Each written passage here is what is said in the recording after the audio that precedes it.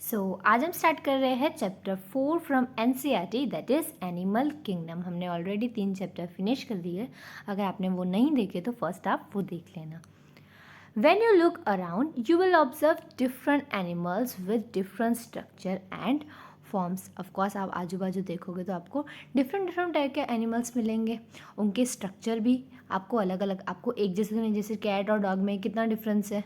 Okay, as over a millions species of animals have been described till now, the need for classification becomes all the more important. हमने already देख लिया था कि classification क्यों चाहिए हमको।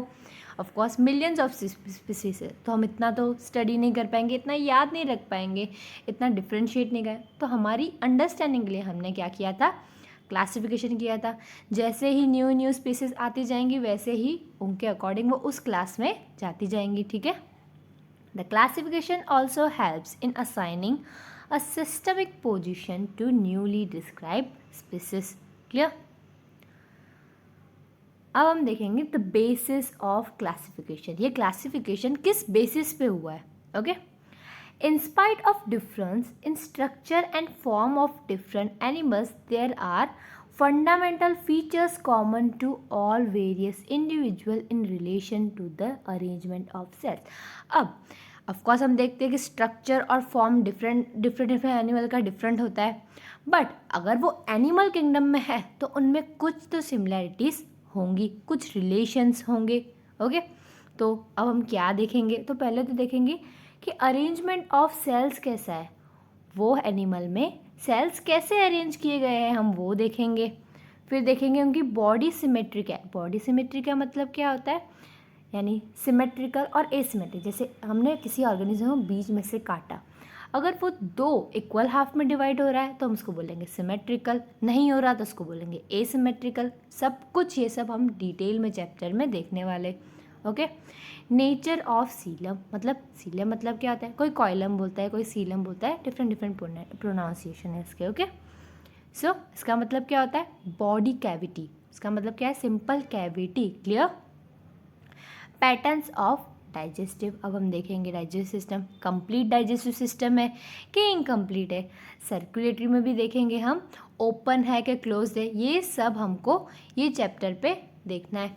तो इन सब चीज़ों को देख के ही एनिमल्स का क्लासिफिकेशन किया गया है। इसलिए हम क्या बोल रहे हैं, ये सब क्या है, बेसिस ऑफ क्लासिफिकेशन है। हमने एक एनिमल को उठाया, पहले उसके सेल्स की अरेंजमेंट देखी, फिर बॉडी सिमेट्री देखी, फिर उसका नेचर ऑफ सीलम देखा, फिर डाइजेस्टिव सिस्टम, ये सब देख के हमने उसको एक फाइलम में रखा या एक क्लास में रखा। Clear? This feature are used as the basis of animal classification and some of them are discussed here. अभी हम एक एक करके इनको डिटेल में डिस्कस करेंगे। पहले हम देखेंगे लेवल्स ऑफ ऑर्गेनाइजेशन। तो पहले हम मतलब समझेंगे। ठीक है, The all members of Animalia are multicellular. All of them do not exhibit the same pattern of organization. अब सबको पता है जो किंगडम एनिमल्स यानी एनिमल किंगडम में है वो सारे ऑर्गेनिज्म कैसे मल्टी सेल्यूलर, कोई यहाँ पे हमको यूनिसेल्यूलर नहीं मिलेगा। क्लियर?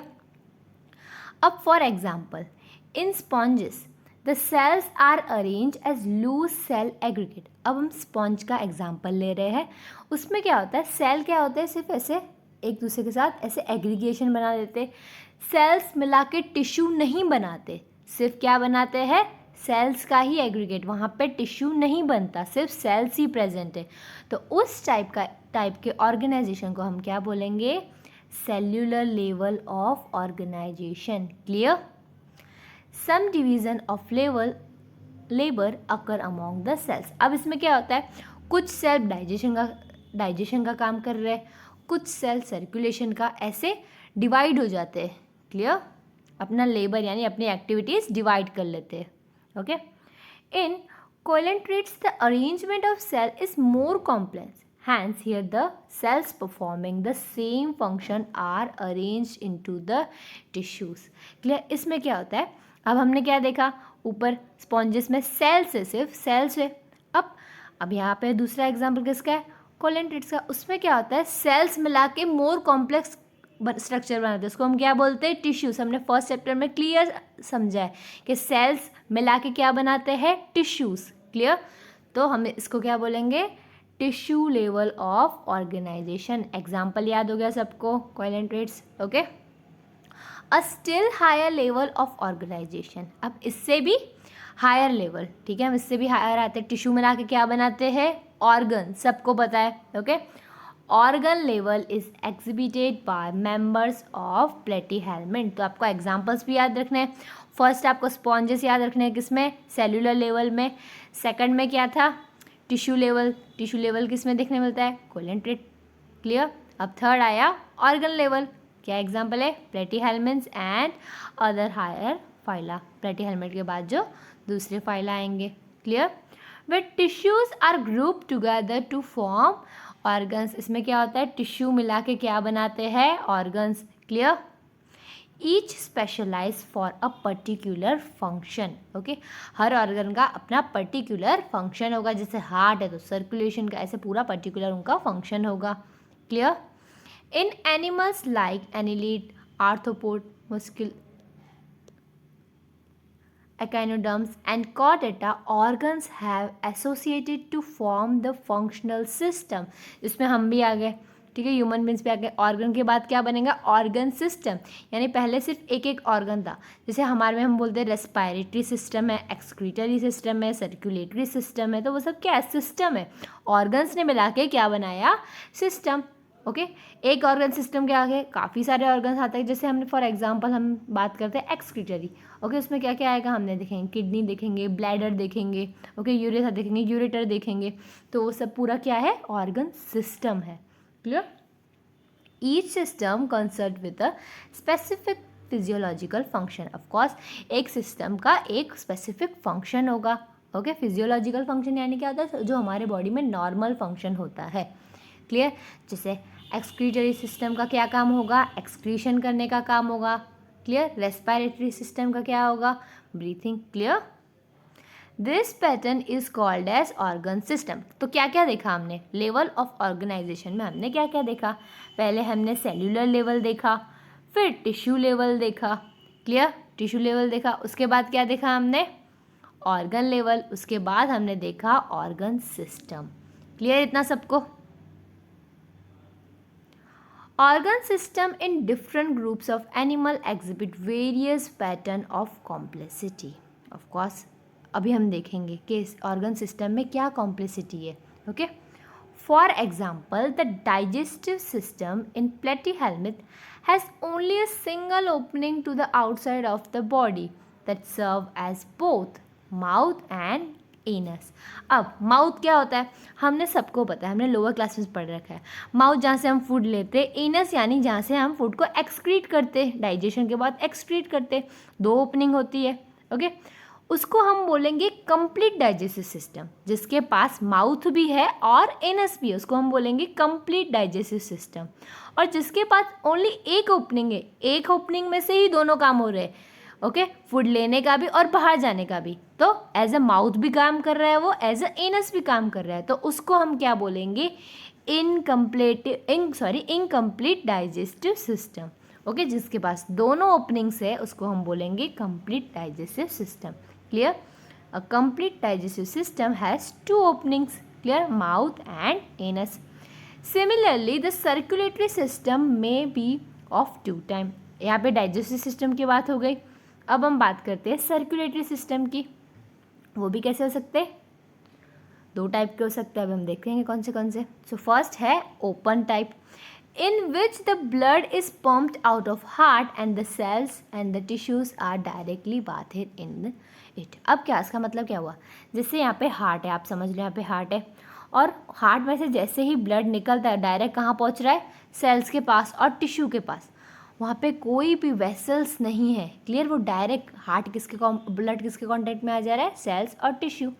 अब क्लोज टाइप में क्या होगा, in which the blood is circulated through a series of vessels. Of course हमारे में जैसे कैसे होती है, आर्टरीज होती है, वेन्स होती है, ऑफकोर्स जैसे पाइपिंग है, वो हमारी बॉडी की पाइपिंग है, ऐसा समझ लो। ठीक है, वहाँ से पूरी बॉडी में ब्लड सर्कुलेट, तो हम उसको क्या बोलेंगे, क्लोज टाइप।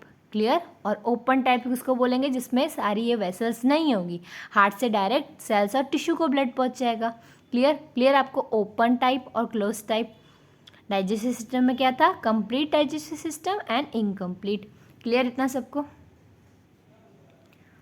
अब हम देखेंगे symmetry. Animals can be categorise on the basis of their symmetry. Clear. अभी हमने देखा था बेसिस ऑफ क्लासिफिकेशन क्या है, तो उसमें सिमेट्री वर्ड आया था। क्लियर, मैंने शॉर्टली आपको वहाँ पे समझाया था क्या होता है, बट अब हम देखेंगे डिटेल में सिमेट्री यानी क्या होता है। Clear. Sponges are mostly asymmetrical. अब स्पॉन्जेस कैसे होते हैं, एसिमेट्रिकल। अब एसिमेट्रिकल का मतलब क्या है, any plane that passes through the centre does not divide them into the equal halves. अब क्या होगा, जैसे ये मैंने एक स्ट्रक्चर बना दिया, ठीक है, समझो ये स्पॉन्ज है। क्लियर। अब मैं इसको यहाँ से सेंटर से डिवाइड कर दूंगी तो क्या ये दोनों पार्ट इक्वल है, नहीं, ये बड़ा है या ये छोटा है। इसको हम क्या बोलेंगे, एसिमेट्रिकल। दोनों इक्वल नहीं है हाफ्स, तो उसको हम क्या बोलेंगे, एसिमेट्रिकल। क्लियर है। When any plane passes through the central axis of body divide the organism into identical half, it is called as radial symmetry. Of course, अब हम देखेंगे radial symmetry क्या होता है, यहाँ पे डायग्राम दिया हुआ है। ओके, क्या करेंगे हम, ये क्या है, सेंट्रल एक्सिस, इसको हम क्या बोलेंगे, सेंट्रल एक्सिस। यह कहीं से भी हम कट मारेंगे तो वो क्या होगा, दो इक्वल हाफ में डिवाइड होगा, उसको हम क्या बोलेंगे, कहीं से भी सेंट्रल पहले हमने एक्सिस बना दी, फिर कहीं से भी कट मारा, उसको हम क्या बोलेंगे, रेडियल सिमेट्री। ठीक है, इसके एग्जाम्पल याद रख लेते हैं। Okay, coelenterates, ctenophora, echinoderms have this kind of body plan. Clear, asymmetrical clear, radial clear. अब animals like annelids, arthropods, etc., where the body can be divided into identical left and right halves. अब क्या है, bilateral. अब किसकी बात हो रही है, बायलैटरल। उसमें क्या करेंगे हम, एक प्लेन से हम काटेंगे और दोनों साइड इक्वल जैसे मिरर इमेज नहीं बन जाती है वैसी बन जाएगी, एक ये लेफ्ट साइड एक ये राइट साइड, ऐसे मिरर इमेज बन जाएगी। क्लियर, इसको हम क्या बोलेंगे, बायलैटरल। तो हमने कौन सी तीन टाइप की सिमेट्रीज देख ली। कौन सी, फर्स्ट एसिमेट्रिकल, जो दो इक्वल हाफ में नहीं होती है डिवाइड। क्लियर, रेडियल में हमने देखा था सेंट्रल एक्सिस रख के कहीं से भी कट कर सकते हैं। फिर आया बायलैटरल में क्या होगा, हम एक ही प्लेन से उसको काटेंगे तो वो क्या हो जाएगा, राइट और लेफ्ट में हाफ डिवाइड हो जाएगा। क्लियर, सिमेट्री क्लियर हो गई सबको। अब हम देखेंगे डिप्लोब्लास्टिक एंड ट्रिप्लोब्लास्टिक ऑर्गेनाइजेशन। हम किसकी बात कर रहे हैं, पहले तो हम किसकी बात कर रहे हैं, हमको वो समझना है। जब एम्ब्रियो, आपको सबको पता है कि मेल और फीमेल मिला के जाइगोट बनाते हैं, फिर उसमें से एम्ब्रियो बनता है। जब हम मम्मी के वूम में होते हैं तब क्या होता है, एम्ब्रियो होता है। ठीक है, अब एम्ब्रियो में क्या होती है, लेयर्स होती है। उस लेयर्स में क्या होता है, उस लेयर्स में से ऑर्गन्स बनते। Clear, animals in which the cells are arranged in two embryonic layer. अब ऐसे एनिमल्स जिनके पास दो एम्ब्रियोनिक लेयर है, ओके, एंड एक्सटर्नल बाहर वाली एक्टोडर्म एंड इंटरनल एंडोडर्म, उसको हम क्या बोलेंगे, दो लेयर से। ओके, तो डिप्लोब्लास्टिक, डाई यानी टू, डिप्लोब्लास्टिक। ठीक है, उसका एग्जाम्पल क्या है, कोलेंट्रेट्स। क्लियर, आपको याद रखना है। डिप्लोब्लास्टिक हो गया। An undifferentiate layer mesoglea is present in between the ectoderm and endoderm. यहाँ पे आप देख सकते हो ये क्या है, दिख रही है क्लियर, बाहर वाली क्या है, एक्टोडर्म है, अंदर वाली क्या है, एंडोडर्म है, और इनके बीच में ये रेड वाली है, उसको हमने क्या बोला, मेसोग्लिया। क्लियर, वो क्या है, अनडिफरेंशिएट लेयर है, अभी प्रॉपर लेयर नहीं बनी है, अनडिफरेंशिएट है। Clear, those animal in which developing embryo has a third germinal layer. Okay, अब हमने दो देखा तो उसको बोला हमने डिप्लोब्लास्टिक। अब जिन एनिमल्स में तीसरी लेयर है, तीसरी लेयर का नाम क्या है, मेसोडर्म। ये कहाँ होती है, एक्टो और एंडो के बीच में। ओके, तो एक्टो एंड मेसो और एंडो कितनी हो गई, तीन, तो उसको हम क्या बोलेंगे, ट्रिप्लोब्लास्टिक। क्लियर, कहाँ पे देखने मिलेंगे हमको? प्लेटी हेलमेट्स टू कॉर्डेट्स देखेंगे हम क्लासिफिकेशन में पूरा।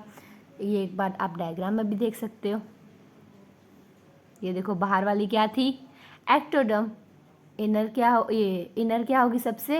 एंडोडर्म। और जो मिडल वाली ये रेड लेयर है उसको हम क्या बोलेंगे? मेसोडर्म। क्लियर? अब हम देखेंगे सीलम, कॉइलम, सीलम, कुछ भी बोल सकते हो। ओके, सीलम का मतलब क्या होता है? मैंने आपको क्लियर लैंग्वेज में बता दिया। बॉडी कैविटी, बॉडी की खाली जगह। Okay, presence or absence of a cavity between the body wall and the gut wall is very important in classification. Of course हमने देखा ये सब, हम जो सिमेट्री पढ़ रहे हैं, सीलम पढ़ रहे हैं, ये सब पढ़ रहे हैं, लेयर्स पढ़ रहे हैं एम्ब्रियोनिक, तो क्यों पढ़ रहे हैं? बिकॉज हमने देखा इस बेसिस पे ही एनिमल किंगडम को क्लासिफिकेशन मिला है। Clear? The body cavity which is lined by mesoderm is called as coilum. Okay, जो बॉडी कैविटी मेसोडर्म से लाइन की हुई है उसको हम बोलेंगे सीलम। क्लियर? ये डायग्राम पे देख लो आप। ओके, ये क्या है? ये मेसोडर्म है। क्लियर? इसके यहाँ पे जो कैविटी है हम उसको क्या बोलेंगे? Coelom. Okay, animal processing coelom are called as coelomates. Clear? जिनके पास ये कैविटी है उसको हम क्या बोलेंगे? कोइलोमेट्स। क्लियर? एग्जाम्पल क्या है उसके? Annelid, molluscs, arthropods, echinoderms, hemichordate and chordate, ये सब क्या है? इनके पास सीलम है, कॉइलम है। Clear? In some animals the body cavity is not line by the mesoderm. किसी में क्या होता है? मेसोडर्म से वो लाइन नहीं होती है बॉडी का। किससे होती है? तो instead the mesoderm is present as scattered pouch in between the ectoderm and endoderm. चलो यहाँ पे डायग्राम पे आते हैं, फिर आपको ये समझ आएगी। इसमें आप देख सकते हो ये कैसे मेसोडर्म ऐसे पाउच में प्रेजेंट है, स्कैटर्ड पाउच में प्रेजेंट है। ओके, फिर यहाँ पे हम कैविटी देख सकते हैं, इसको हम बोलेंगे स्यूडोसीलम। क्या बोलेंगे? स्यूडो। क्यों ऐसा बोलेंगे? बिकॉज इनके पास मेसोडर्म तो प्रेजेंट है बट वो पाउचेस में, तो इसलिए हमने क्या बोल दिया उसको? स्यूडोसेलोमेट। क्लियर? कहाँ देखने मिलेंगे? ये बहुत इंपॉर्टेंट है, तो एस्कलमेंट। Clear? The animals in which the body cavity is absent are called as acoelomates. Clear? जिनके पास ये कैविटी नहीं है, यहाँ पे देख सकते हो आप ये डायग्राम में, कहीं आपको कैविटी दिख रही है क्या? नहीं। मेसोडर्म से लाइन की डायरेक्ट, मेसोडर्म के बाद क्या है? एंडोडर्म है इसमें। क्लियर? कहाँ देखने मिलेंगी? प्लेटी हेलमेंट्स में। क्लियर सबको इतना? अब हम देखेंगे सेगमेंटेशन। तो सेगमेंटेशन क्या होता है? क्लियर? सबको पता है नॉर्मल सेगमेंट कैसे, हमने एक लाइन के छोटे छोटे ऐसे सेगमेंट्स बना दिए। क्लियर? सिंपल वर्ड्स में तो यही मतलब। अब हम देखेंगे क्या है यहाँ पे एनिमल किंगडम में सेगमेंटेशन क्या है।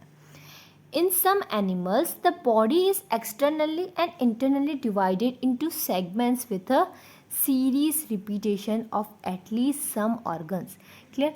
किसी ऑर्गन में, किसी एनिमल्स में कैसे होता है? इंटरनली और एक्सटर्नली ऐसे सेगमेंट्स बने हुए होते हैं। Clear? For example in earthworms, कहाँ देखने मिलेंगे हमको?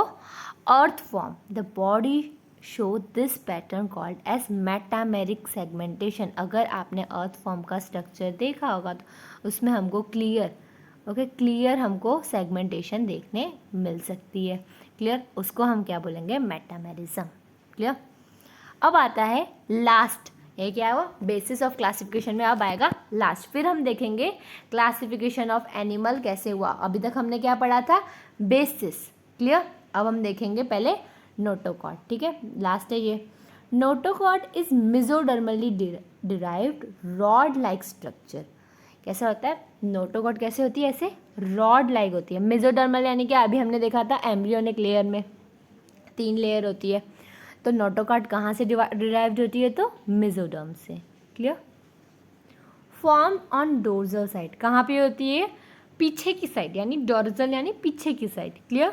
During embryonic development in some animals with notochord are called as chordate. जिनके पास ये नोटोकॉर्ड होगी, जैसे रॉड लाइक स्ट्रक्चर जिस एनिमल के पास होगी उसको हम क्या बोलेंगे? कॉर्डेट। और जिनके पास नहीं होगी, and those animals which do not form this structure are called as non-chordates. Okay, अब हम क्लासिफिकेशन देखें ना डिटेल में, तो पोरीफेरा से लेके एकाइनोडर्म हमको देखने मिलेगा कि उनके पास नोटोकॉर्ड नहीं है. क्लियर हो कैसे नॉन कॉर्डेट है. उसके बाद एकाइनोडर्म के बाद कंटिन्यूसली हमको नोटोकॉर्ड मिलती जाएगी. क्लियर.